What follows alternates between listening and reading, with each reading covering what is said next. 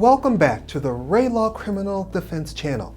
Each week we release new videos to educate and help you understand your case. Today's video is all about racial bias in suspect identification.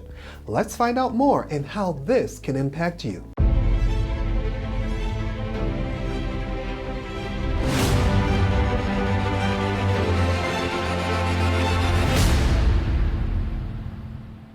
When the police are investigating a crime, they'll often utilize witness accounts to aid in answering questions about what took place. Suspect identification is the process of reviewing evidence and speaking with witnesses regarding the commission of a crime.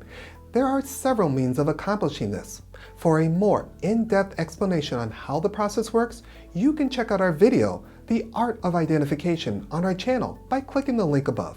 The cross-race effect, also referred to as racial bias, is a tendency for some people to have trouble recognizing differences in the physical appearance of another person who is of a different race than their own.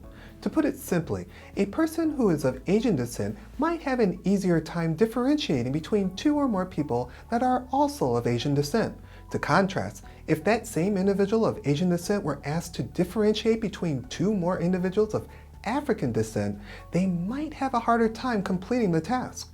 This can lead to issues of accuracy in identifying the correct person during a criminal investigation.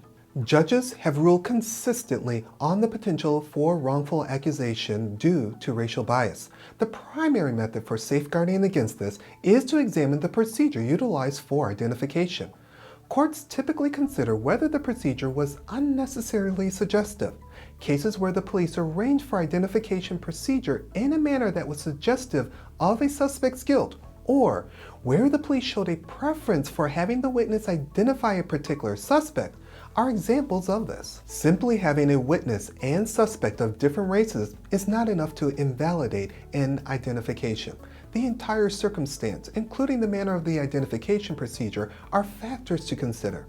And for a skilled criminal attorney, it may present a solid argument in defense of their client.